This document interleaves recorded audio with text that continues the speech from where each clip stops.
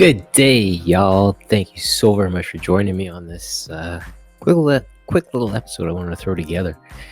The claim itself that we're examining at this point is the moon is an inverted floor plan of the Earth. My name is Killian Weeks. Welcome to my YouTube channel. It's been a minute since I've uploaded an episode, but I figured, hey, I should definitely share this because I've been making a little bit of progress in putting these puzzle pieces together. Hope you enjoy this. So here on the right hand side we have a floor plan, a typical floor plan of an apartment building. Shows all the four different units on the same floor. You've got the stairwell. So this, for all intents and purposes, is an overhead view section, if you will, cutting through the building, looking down at the floor plan. Now when we look at the moon, right here on the right hand side we have the moon. This little dark spot is the thing that holds the key to everything. Hope you can see it down at the 4 o'clock position. Now, when we invert the colors, take the white, change them to blue, and we take the dark and change it to green, we get something that starts to look eerily familiar, almost like a map, interestingly enough. Next up, the evidence pieces. So I did a fact check. Or did a Google search actually, and fact check revealed that the moon is not a reflection of the Earth. Interestingly, down in the explanation, the moon is not a reflection of Earth, despite a viral TikTok clip circulating online. The moon is a satellite that rotates, holy smokes, around the Earth, pulled in by gravity. So not only are they claiming that the moon is a satellite, but they're also saying that it is subject to the forces, the fictitious force, if you will, of gravity, interestingly. Now, on the other side of that, we have a positive claim for it, is that the moon is a mirage, reflection of Earth's surface, contends no man. Now, this was an article that was published in the late 1950s. So again, a little bit of evidence on both sides to consider.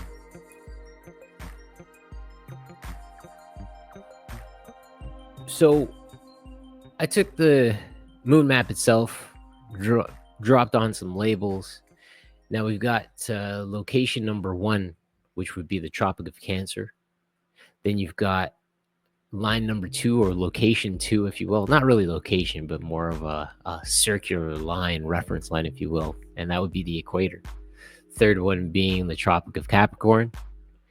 Then we go further on to locate a couple things so we can locate the land masses. Number 4, this area, you would have Europe.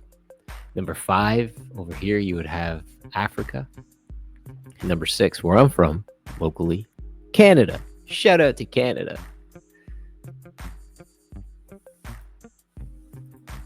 Oopsies. Bear with me. Sorry, I went a little too far. Now, the celestial bodies. You've got the sun and the moon. And then again, I located the 2 tropics along with the equator to give everything a reference point and show their paths. The sun and the moon orbit the planar Earth. They travel clockwise. The tropics are the limits of their orbit. The equator is the middle of their orbit. So here you see the moon. Then you've got the sun. Tropic of Cancer being the inner circle, the middle circle being the equator, and the outer circle being the Tropic of Capricorn. Again, we are analyzing the moon map itself, the floor plan itself, if you will, outlined in reference to the moon.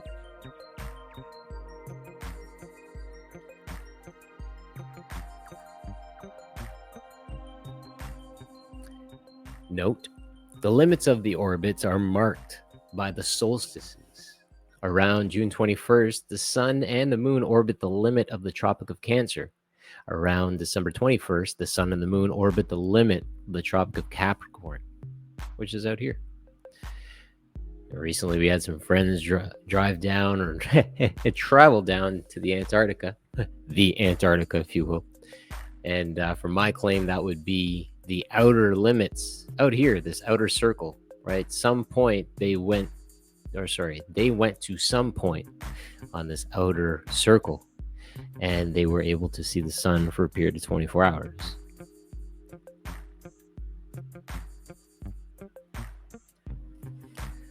So my personal celestial observation of this entire thing results as such. Read off my field notes. So the location, again, I mentioned I was in Toronto, Ontario. In actuality, I'm just on the outskirts of Toronto, Ontario, specifically Milton, Ontario. The date of this observation, this picture, was November 9th, 2020, approximately 2022, I'm so sorry, approximately 7 a.m. Eastern. Local elevation is approximately 21.9 meters above grade. The town itself is located 195 meters above sea elevation. Picture direction is a panoramic that I took from east to west. The primary direction would be south. So here you have the sun labeled in the east right here, and then the moon is over here. It's a little bit difficult to see. Moon in the west right over here, so I provided a zoom in, which would be a little bit better of a blow up, but yeah, you can see the moon right there. So it's a panoramic picture again across the background here. Easterly direction, panning southward over to the west, and again you have both celestial bodies in the sky at the same time. And again, my location being Toronto, Ontario, Canada, just inside of the Tropic of Cancer. Next observation I want to bring forward is 10 places that you can enjoy the 24-hour sunlight so you can witness the magic of the midnight sun.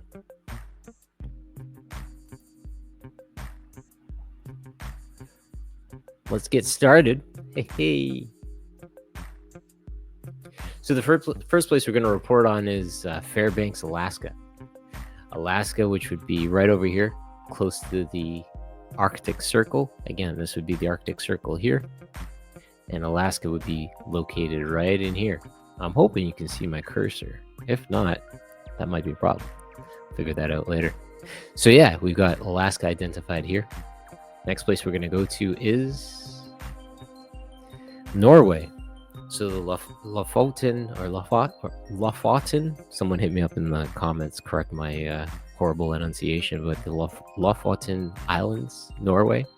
Again, just inside of the Arctic Circle. This red line here will be showing the Arctic Circle, and we can see Norway is right there. Next place, I'm not even going to try to pronounce that, but we've got Iceland. And again, Iceland located just inside the Arctic Circle. We've got Hyperborea, which would be right here, land of the four rivers, and this is where I believe the absolute North Pole, Polaris, the northern point, would be. The most central rotational point that we have. Next up, Sweden. Sweden, again, you've got the Arctic Circle right here, this red circle drawn, and you've got Sweden identified right here.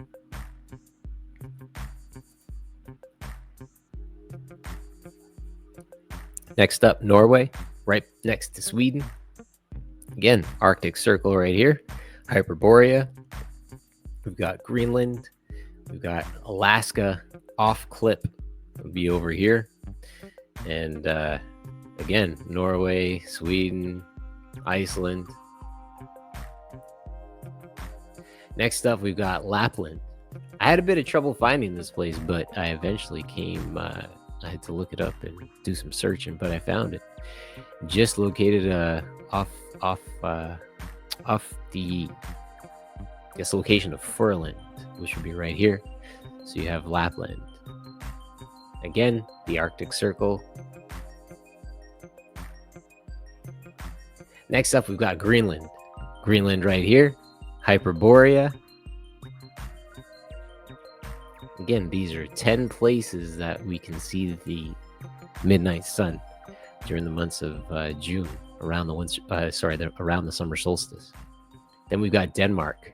So Denmark, close to Norway, close to Sweden, close to Poland. This area right here.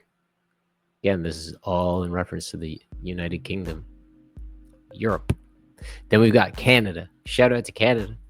Just inside the Arctic Circle, as I mentioned prior. I'm so sorry. No, north of the Tropic of Cancer. So very sorry. And then the 10th place, we've got Russia, which again, just inside of the tropic. And how does this all play out in the grand circle, or the grand scheme of things? You got the 10 different places labeled here, as we can see. You got Alaska, Norway, Iceland, Sweden, Norway, Lapland, Greenland, Denmark, Canada, and of course Russia. So from this standpoint, again, we believe, or I believe anyways, that the sun rotates around these places. And during the summer months, the sun and the moon rotate around this inner circle, the Arctic Circle, the Tropic of Cancer, just on the outside of that. And when the celestial bodies rotate around this Arctic Circle, they have the advantage, or the sun has the advantage of supplying that light to these lands, and these lands can have the advantage of having the sun present for a period of 24 hours during the summer months.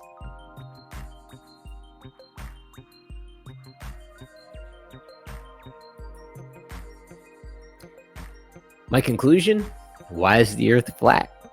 Reflections are flat, maps are flat. The moon is both a reflection and a map. Last picture I want to show for reference is Death Valley, California. Notice the horizon line picked a perfect line from left to right, and then we have the reflection of the sky in the ground, which last time I checked, perfect reflections can only be made in perfect planar surfaces. Rest in peace to the globe. Y'all be blessed. Thanks for joining me today. Be well. Peace. Oh, as always, please feel free to like, share, and subscribe.